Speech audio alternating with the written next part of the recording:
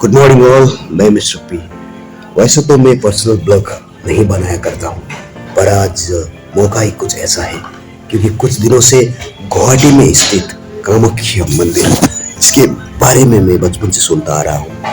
तो मैं सोचता हूँ कि आज वहाँ पे जाके उस पवित्र स्थल का दर्शन किया जाए। वैसे ये वीडियो किसी धर्म से जुड़ा नहीं होगा क्योंकि मेरा मानना है कि भगवान तो मेरे चेहरे पे है, मेरे मन पे है। इसलिए मंदिर, मस्जिद, गुरुद्वारा, चर्च या मठ जाने की लोगों का आवश्यकता नहीं है, पर फिर भी हमें उस स्थान पे ज्ञान प्राप्त करने के लिए कभी कभी जाना पड़ता है, देखना पड़ता है कि यहाँ होता क्या है।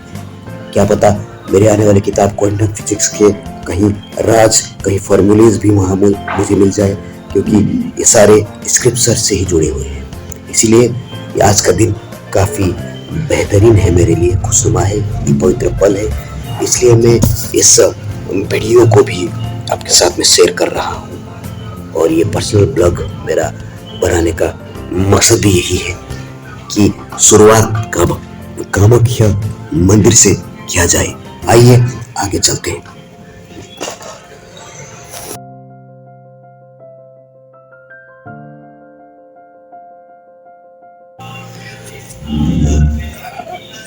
क्योंकि यहाँ गुवाहाटी में मॉस्किटोज बहुत हैं, इसलिए ये नेट लगाना अनिवार्य है ताकि हेल्थ का ख्याल रख सके और मॉस्किटो से बचा जा सके।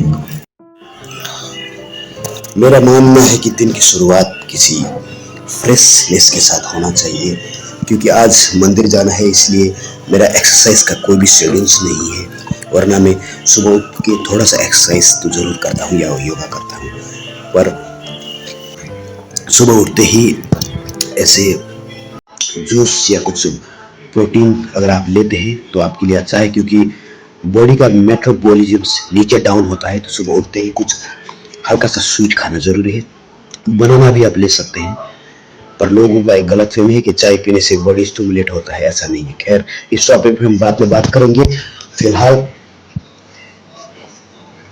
शुरुआत करते हैं कामाख्या मंदिर जाने की तैयारी की।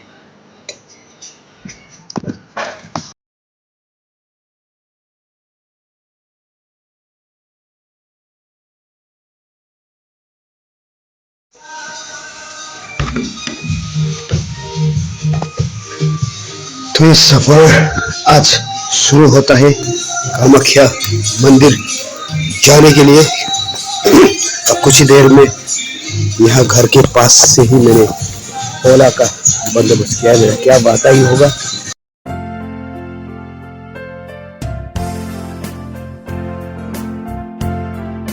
ये मेरा कैब आ चुका है और मैं कामाख्या मंदिर के लिए रुख कर चुका हूँ, क्योंकि आज प्रसन्नजीत कैब के जो ड्राइवर है उनका कहना है कि काफ़ी भीड़ होने वाले हैं और 2 बजे तक ही शायद मैं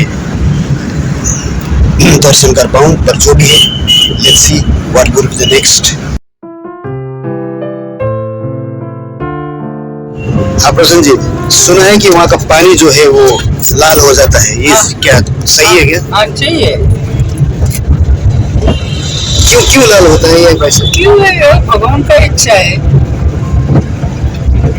मतलब सुना है कि वहाँ का जो कपड़े वगैरह मंदिर पे जब व्हाइट कलर के कपड़े डालते हैं ना, सफेद वाला, तो कुछ 3 दिन के लिए जब मंदिर बंद होता है तो वो लाल हो जाते हैं कपड़ा, ऐसा कुछ मान्यता है।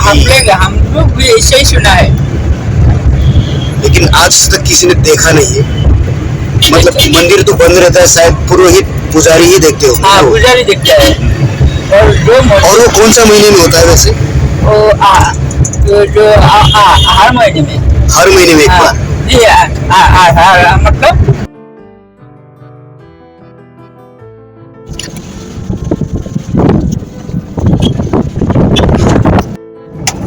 ये देख सकते हैं आप, थोड़ा सा पहाड़ी सा अनुभव हो रहा है और इस जगह को देख के ऐसा प्रतीत होता है कि ये काफ़ी हद तक मेरे शहर दार्जिलिंग जैसा ही है।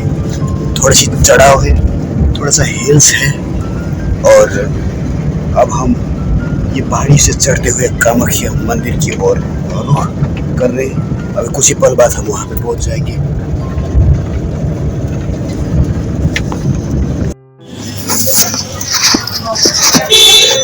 तो ये फिलहाल हम कामाख्या मंदिर के ठीक दुकान के सामने पहुंच चुके हैं और यहाँ पे कुछ दुकानें हैं जहाँ से मैं मंदिर के लिए कुछ सामान खरीदूंगा।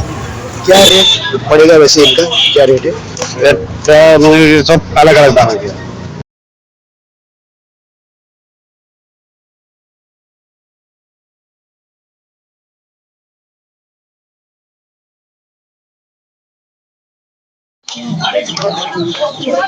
तो ये रास्तों से होते हुए मंदिर की ओर रुख भरा जाता है। आप देख सकते हैं जैसे यही वो रास्ते हैं जहाँ से लोग पैदल भी जाते हैं। तो ये कुछ दुकानें हैं यहाँ पे।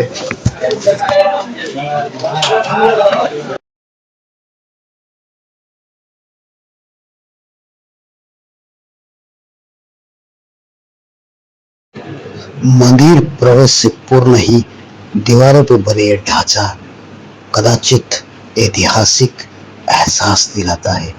और ये ऊपर माँ काली का मंदिर है जो अलग अनुभव का प्रतीक है। ये प्रवेश द्वार है जहाँ से अब हम अंदर प्रवेश करेंगे।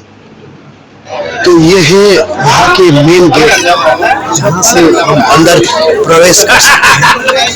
देख सकते हैं आप किस तरह से लोग श्रद्धा के साथ इस जगह को पूज रहे हैं। वो प्रतीक है यहाँ की श्रद्धा का जो लोग मानते हैं। दूर दूर से लोग आते हैं यहाँ पे ये जानने के लिए कि वास्तविकता इस मंदिर के पीछे क्या है।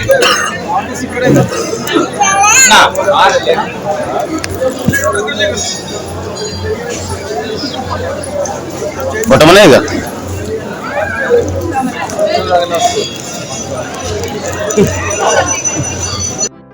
तो फिलहाल मंदिर के बाहर ही हूँ और ये लाइन जो लगा हुआ है आई थिंक 2 से 4 घंटे आराम से लग जाएंगे। और क्योंकि वीआईपी जो गेट्स था वो भी बंद हो चुके हैं। सुबह 3 और 2 बजे से लोग आगे यहाँ पे बैठे हुए हैं। तो इसके आधार से देखा जाए तो we don't have any choice to enter from any gate. तो लाइन लगना ही है, कोई रास्ता नहीं है अंदर जाने का। जुगाड़ भी मैंने करने का कोशिश किया कि किसी आधार से अंदर चला जाऊँ, कुछ काम नहीं आया। तो ये भीड़ हमें लगना ही है, इसके अलावा कोई ऑप्शन ही नहीं है। वैसे कहा तो ये भी जाता है कि ये 51 शक्त पीठ में से सबसे बड़े शक्ति पीठ है। माँ पार्वती जब सती के रूप में उन्होंने अपने शरीर का त्याग किया था तो वहाँ विष्णु के सुदर्शन चक्र से काटे गए उनके शरीर के एक भाग जो यहाँ पे प्रस्तुत है, ऐसा ग्रंथ स्क्रिप्चर्स में माना जाता है। तो यही देखने के लिए लोग यहाँ आते हैं और कहते हैं कि साल में एक ऐसा वक्त भी आता है जब पानी को देखने के लिए पानी जो 3 दिन के लिए लाल हो जाते हैं, ऐसा मानना है। कंधे पे ये कबूतर मेरे कंधे पे आके बैठ गया है। मंदिर के प्रवेश द्वार में आते ही कबूतर मेरे कंधे पे आके बैठ गया है। लगता है इसे सिर्फ महसूस हो रहा है मेरे साथ, या हो सकता है ये किसी साथी के तलाश में आया हो, इसलिए इसे काफी अच्छा लग रहा है मेरी बातें सुनना। तो ये प्यार से मेरी बातें और कहानियां ही सुन रहा है जो मैं मंदिर के बारे में बताता हूँ। ये देख सकते हैं आप किस तरह से प्यार से बैठा है मेरे कंधे पे। ये पौराणिक मान्यताओं से प्रसिद्ध 51वां शक्तिपीठ खुद में अद्भुत है। बनावट, ढांचा और नजारा सच में महादेव और मां सती के प्यार का अनुभव देते हैं। भगवान विष्णु के सुदर्शन चक्र के प्रहार से जब मां सती के शरीर पृथक हुई तब उनके योनि वाले अंग का यहाँ महत्व मिलता है। कहा जाता है कि साल में एक समय आता है जब मां सती महामारी के पवित्र क्षण में होते हैं, इसलिए मंदिर बंद रहता है। पर उस 3 दिन के दौरान कहा जाता है कि नदी के पानी भी लाल हो जाते हैं और चढ़ाए गए सफेद वस्त्र लाल होने लगते हैं। ये पवित्र, अद्भुत, अनोखा, मनमोहक स्थान मानो खुद में एक गलानी प्रशंसाएं देते हैं, शांति का एहसास देते हैं। सच में ये जगह काफी पवित्र है और यहाँ बड़ा सा एक गणपति जी का मूर्ति भी है। यहाँ पे लोग सिक्के चढ़ाते हैं और कहते हैं कि सिक्के अगर अटक जाए तो उनकी आस्थाएं पूरे हो जाते हैं। खैर, लोग यहाँ दिए जलाते हैं ताकि मां सती और महादेव तक उनका उज्जवल भविष्य प्रस्तुत हो। ये कुछ ज्ञानदर्शी पुरोहित उस पानी के आसपास में ज्ञान को पाते हुए, इसीलिए मैं भी कुछ सोच रहा हूँ कि किस आधार की पवित्रता मेरे मन पे आज छाया है। ये काला वस्त्रधारी पुरोहित मानो एक ऐसी अवस्था में है कि उन्हें संसार और कुछ अन्य संसार के बीच के प्रति कुछ ज्ञान का होना सा मुझे अनुभव हो रहा है, क्योंकि ये क्षण ही ज्ञान से भरे हुए जगह का है जहाँ ज्ञान का भंडार है। इसीलिए ये ढांचा, ये बनावट, ये पवित्र स्थल सनातन का अर्थ ही हमें मनमुग्ध करता है, एक अजीब सा एहसास दिलाता है। ये पवित्र स्थान भोलेनाथ और मां सती के अवस्था, विचार, धारणा और अस्तित्व का एकान्वी शक्तिपीठ मानव इंसान को मनमुक्त करने के लिए सदा सर्वदा स्थापित हुआ है। ज्ञान को पाने की वास्तविक अनुभव ज्ञान की प्राप्ति से ही होता है। यूं तो कहा जाए हमें स्थानों की अदला बदली की आवश्यकता ही नहीं है, भगवान तो हमारे मन में है। पर कभी कभी ऐसे स्थान पे आके जहां भगवान का अस्तित्व दर्शित हो, मानो अलग अनुभव देता है। इसीलिए ये मंदिर, मस्जिद, गुरुद्वारा और मठ बनाए गए हैं, स्थापन किए गए हैं।